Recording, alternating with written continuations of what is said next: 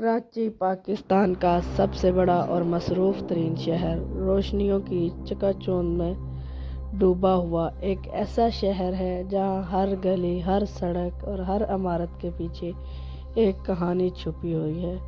لیکن ان میں کچھ کہانیاں ایسی ہوتی ہیں جنہیں سن کر رونگٹے کھڑے ہو جاتے ہیں، سانسیں تیز ہو جاتی ہیں، دماغ سوچنے پر مجبور ہو جاتا ہے، کیا واقعی یہ سب کچھ حقیقت ہے؟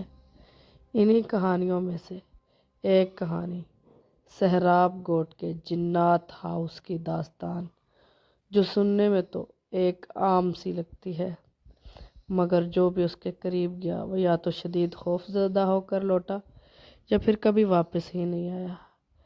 یہ سب کیسے شروع ہوا؟ آئیے ہم آپ کو ساری تفصیل سے بتاتے ہیں۔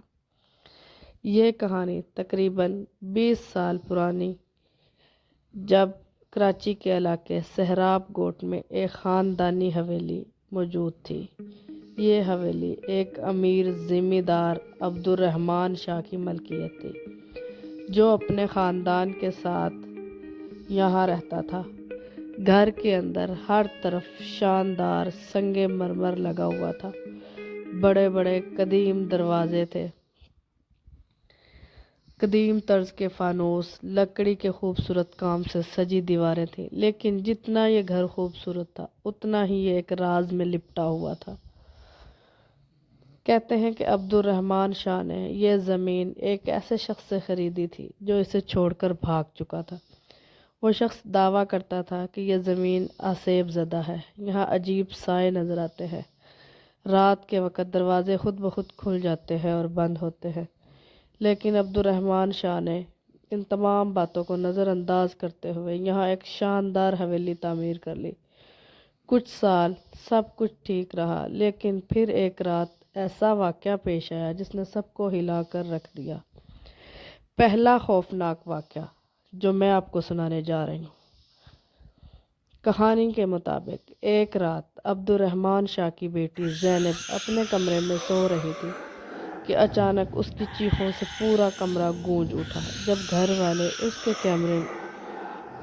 کمرے میں پہنچے تو انہوں نے دیکھا کہ وہ بیڈ پر بیٹھی کانپ رہی تھی اور اس کی آنکھیں خوف سے پھٹی ہوئی تھیں۔ وہ مسلسل یہی کہہ رہی تھی، وہ یہاں ہے، مجھے لے جائے گا، وہ مجھے دیکھ رہا ہے۔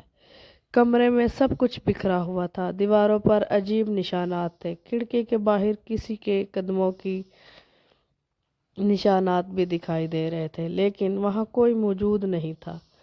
زینب نے بتایا کہ اس نے ایک لمبے قد کا کالا سایہ دیکھا تھا جس کی آنکھیں دہک رہی تھیں اور کوئلوں کی طرح سرخ ہو رہی تھیں۔ حویلی کا قفل بند ہو جانا، یہ واقعہ پیش آنے کے بعد گھر میں مزید عجیب و غریب چیزیں ہونے لگیں۔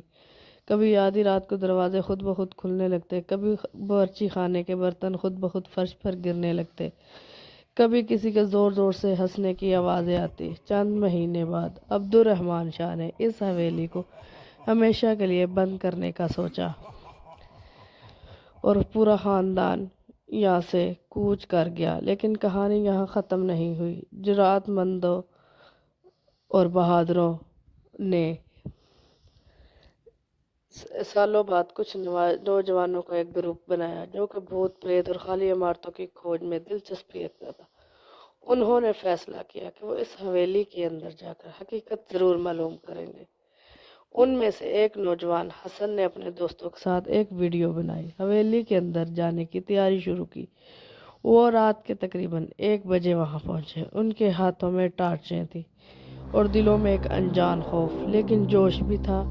جیسے ہی انہوں نے دروازہ کھولا، ایک زنگ آلود چیخ کی آواز گونجی، جیسے دروازہ صدیوں بعد کھولا گیا ہو۔ اندر داخل ہوتے ہی انہیں یوں لگا جیسے اچانک بہت زیادہ ٹھنڈی ہو گئی ہو۔ اندر دیواروں پر عجیب و غریب نشان تھے، فرش پر مٹی اور پرانی چیزیں بکھری ہوئی تھی۔ اندر بڑھتے جا رہے تھے کہ اچانک حسن کے دوست نے کہا، یہ دروازہ پہلے کھلا تھا نا، اب بند کیسے ہو گیا؟ یہ سب کے چہرے یہ سن کر سب کے چہروں پر ہوائیاں اڑنے لگی۔ حسن نے ہمت کر کے دروازہ کھولنے کی کوشش کی، لیکن وہ جیسے کسی نے باہر سے بند کر دیا ہو۔ پھر وہ ہوا جس کا کسی کو اندازہ بھی نہ تھا۔ اچانک ایک زوردار قہقہ گونجا، جیسے کوئی اس پر ہنس رہا ہو۔ حسن نے پیچھے مڑ کر دیکھا، اس کی سانسیں تھم گئی۔ سامنے اندھیرے میں ایک لمبے قد کا سایہ کھڑا، جس کی آنکھیں سرخ ہو رہی تھیں اور اس کی موجودگی نے سب کو جکڑ لیا۔ سب چیختے ہوئے باہر بھاگنے لگے۔ حسن نے اپنی پوری طاقت سے دروازے کو دھکا دیا اور وہ کھل گیا۔ وہ لوگ اندھا دھند باہر کی طرف بھاگے۔ حسن نے اپنی پوری طاقت سے دروازے کو دھکا دیا اور وہ کھل گیا۔ وہ لوگ اندھا دھند باہر کی طرف بھاگے اور گاڑی میں بیٹھ کر وہاں سے روانہ ہو گئے۔ اگلے دن جب حسن نے اپنے فون میں ویڈیو دیکھی تو اس کے رونگٹے کھڑے ہو گئے۔ وہاں ایک واضح سائے کی جھلک تھی جو ان کی طرف بڑھ رہا تھا۔ اس کے بعد حسن کئی دن تک بیمار رہا۔ وہ جگہ آج بھی ویسی ہی خالی پڑی ہے، کوئی وہاں جانے کی ہمت ہی نہیں کرتا۔ کہا جاتا ہے کہ جو بھی اس گھر کے قریب جاتا ہے اسے یا تو کوئی سایہ نظر آتا ہے یا وہ شدید بیمار ہو جاتا ہے۔ مقامی لوگ اس جگہ کے قریب جانے سے بھی کتراتے ہیں اور کہتے ہیں وہاں کوئی ایسی مخلوق رہتی ہے جو انسان